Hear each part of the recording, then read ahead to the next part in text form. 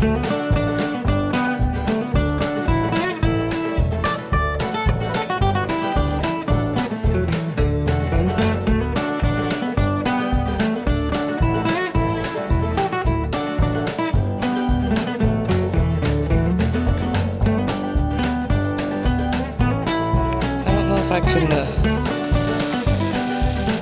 just don't have a tripod, but I'm going to try to do this.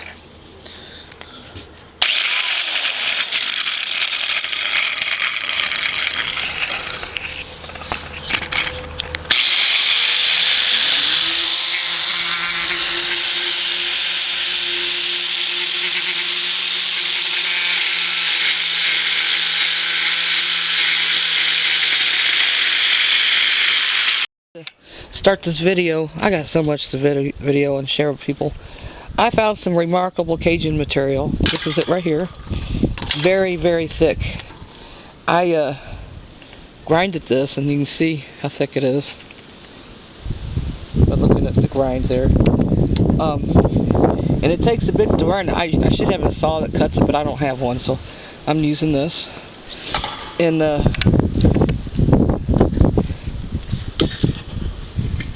anyway, this is the, it comes in different sections.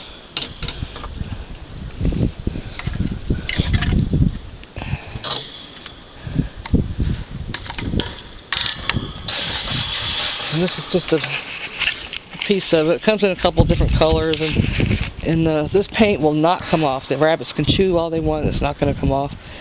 It took a bit to grind through the paint. That's how thick, that's how tough this stuff is.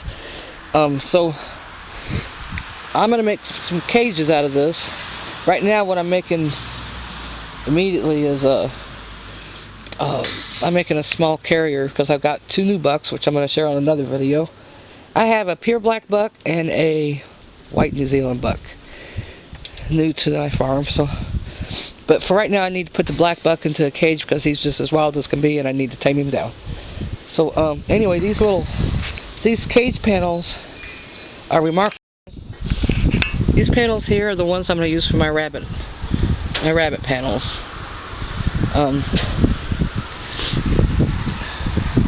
They're the length will make 2 cages.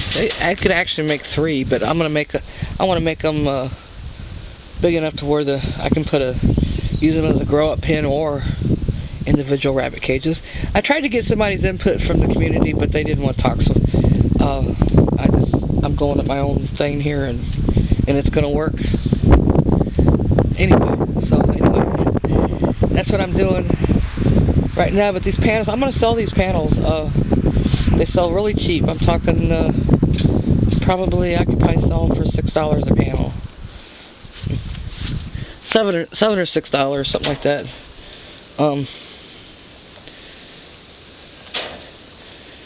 I'll show you more when I put a cage together, and I want to show you grinding these things too, just to show you how thick this paint is and how hard it is. And I'll sell these as well.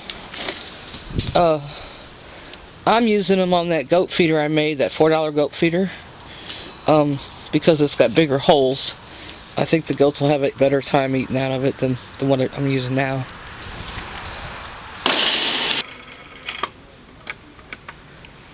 Okay.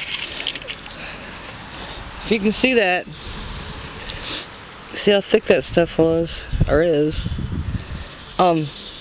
Something that made me look at an alternative is there's been a lot of stuff said about galvanized fencing for chickens and for anything. Apparently they have just as much problem getting zinc and lead poisoning than kids do with paint. So, you know, when you cut off these little pieces, pick them up, because chickens are attracted to that shiny stuff and they eat it, and guess what? Then they got lead poisoning. And the symptoms are the same.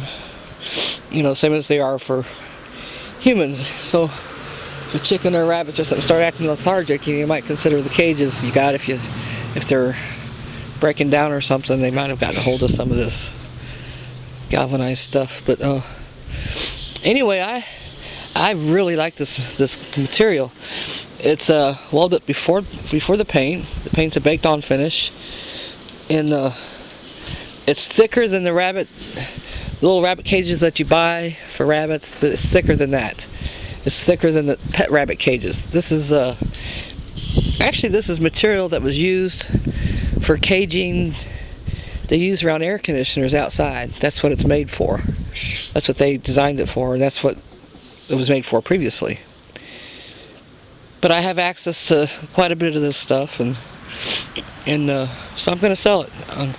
I'm going to make some cages first so people can see how it works. And it comes with these little eyelets you can screw on to things, or you can do like I'm doing. I bought some stainless hog rings, because stainless is, to me, is stronger than galvanized, and that's what I'm going to put the cages together with, is the stainless ones. And the cheapest resource I found for those, even cheaper than eBay, was Cabela's for stainless. I'm talking 50% cheaper than eBay. And so anyway, let me get cracking on this and get it made. Now I've got several of these. These are actually these black ones are gonna be for my quail, for my outside aviary for the quail. And anyway.